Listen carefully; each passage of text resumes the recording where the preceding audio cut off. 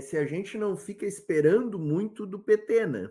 Porque eu acho que já está bem claro que o PT, eu concordo contigo nesse ponto, que o PT foi indo para a direita. E eu acho que isso não é uma questão só do PT, por causa do PT, das lideranças do PT. Acho que isso é uma questão quase que mundial, né? Tu vê que os partidos que eram de centro-esquerda na Europa viraram Sim, uma sim, piada de mau gosto, né? sim. Tá lá o cara o primeiro-ministro da Inglaterra é do Partido Trabalhista, né? Uma Jornalista. vergonha. Uhum. Até aqui na América Latina a gente viu isso acontecer. Olha o que foi o governo do peronista, né?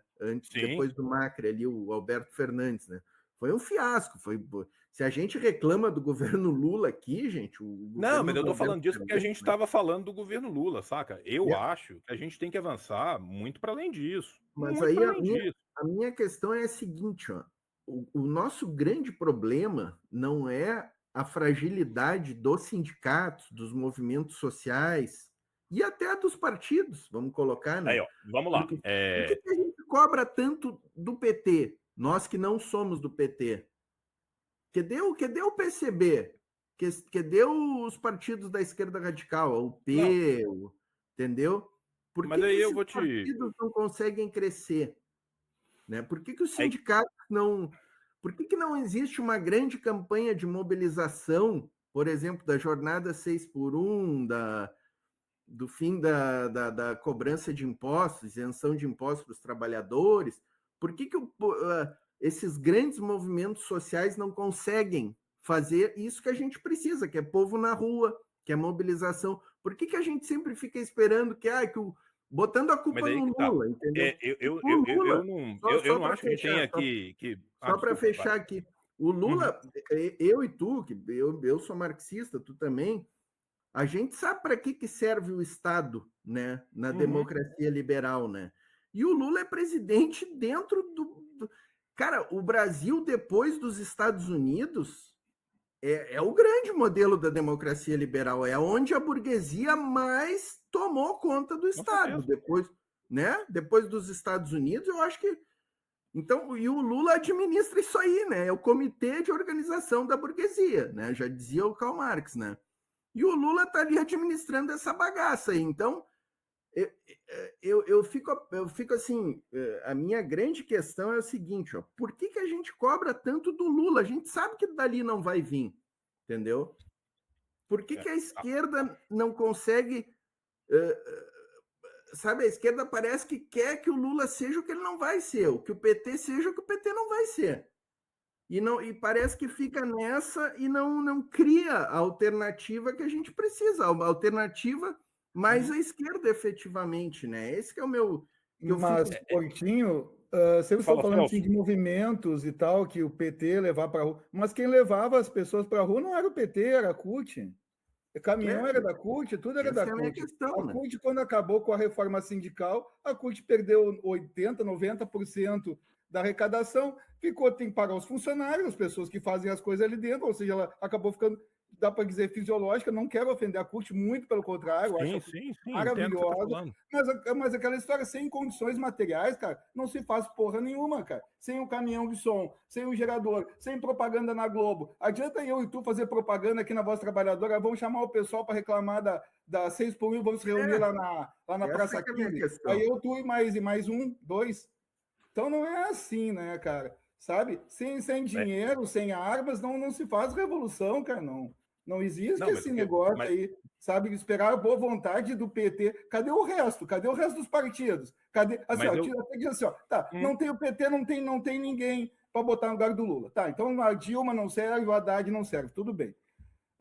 E o Paim tá velho, tá largando também ó, o negócio. Mas quem é da esquerda que tem? Qual é o outro nome que tem, mesmo assim, ó, do centro, ou até da. Quem é o outro nome que tem no Brasil? Ciro Gomes? Quem é o outro nome que tem no Brasil que seja o nome de uma pessoa forte? Estou falando de uma pessoa decente, não estou falando de um lixo, tipo, esses, né, sabe? Nem vou citar um nome, né? sei sim, sei sim. Diz uma pessoa assim, ó, até que falou Simone Tebet. Olha, cara, eu fiquei impressionado com a Simone Tebet, sabe? Os discursos que ela tem feito. Não, assim, não, Eu acho ela perigosa. assim Eu como, acho a assim como Simone me Tebet impressionou perigosa. ontem. Assim como me impressionou o Alckmin, entendeu? Só que eu estou dizendo assim, mas quem é a pessoa da esquerda forte que tem para ser colocada hoje? Mas é isso que tá. Eu acho que o Não só do problema PT. não é só do PT. Eu acho que existe um limite da institucionalidade, tá? Vamos lá, vamos voltar aqui. Eu sou maoísta. Eu acredito em revolução. Eu não acho que este sistema tenha conserto. Eu acho que se você pega um bolo podre e coloca em cima dele um glacê maravilhoso, ele continua podre. Quando a gente fala de esquerda radical, a gente está falando de radice. Radice em latim é raiz, gente.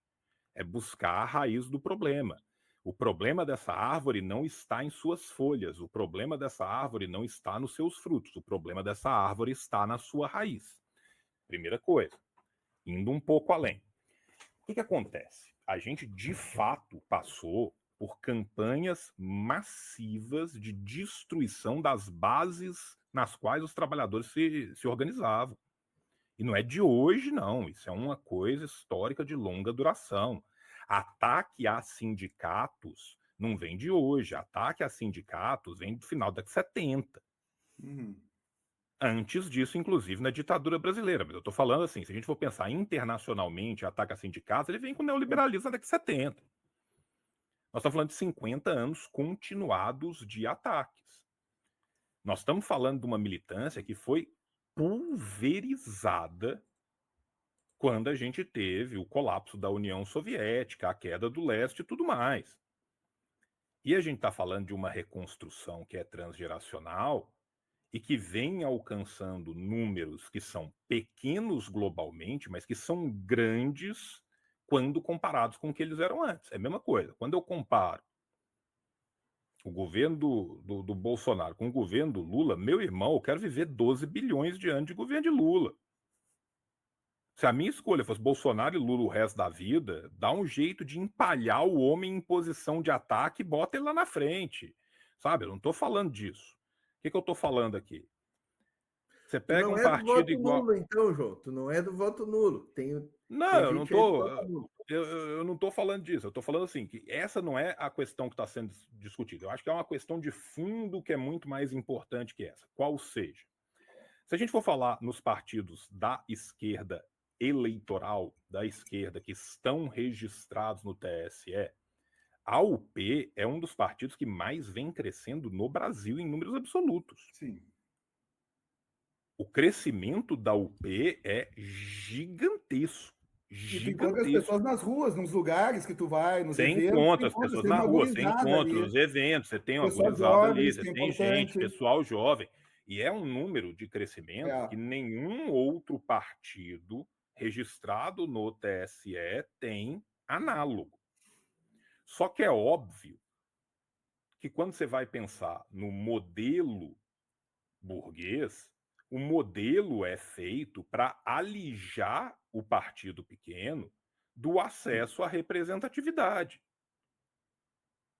Até o PT no início foi Acontece. assim. No início, o Sim, PT, quando fez 3% em Porto Alegre com o Olívio, eu fiz uma festa, cara. sim, cara. E assim, você tem vários exemplos de candidato, não só da UP, como do PCB, que os caras foram o candidato a vereador mais votado da sua cidade pequena e não elege porque não tem quociente eleitoral. Sim.